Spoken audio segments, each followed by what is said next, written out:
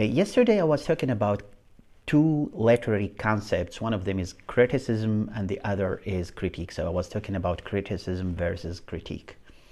And I said that one of the major differences between criticism and critique is that the former is used to lash the writing and the writers by giving some kind of negative feelings and by just looking for false and negative aspects within their literary or whatever writings. Whereas critique is a way of trying to improve the quality of the writing and refining these kind of textual pieces. I also talked about the great work by Judy Reeves, which is the Writing Alone, Writing Together, and I said that Judy was successful actually in convincing many writers to work together in order for them to improve the quality of their writings.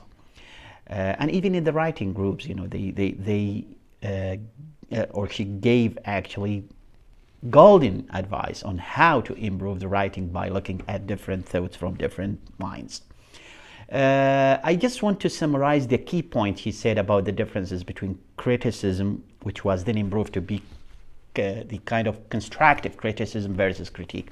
He said that criticism looks at faults, whereas critique looks at structure.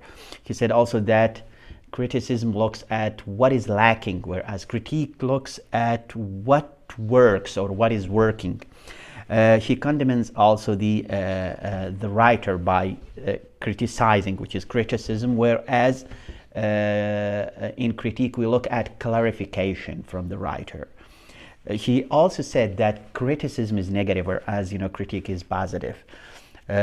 Also, he said that criticism is vague and general, whereas critique is specific. No sense of humor in criticism, whereas laughter is quite insisted, when we talk about critique. So generally speaking, we need to critique and not to criticize in order for us to improve the quality of our work.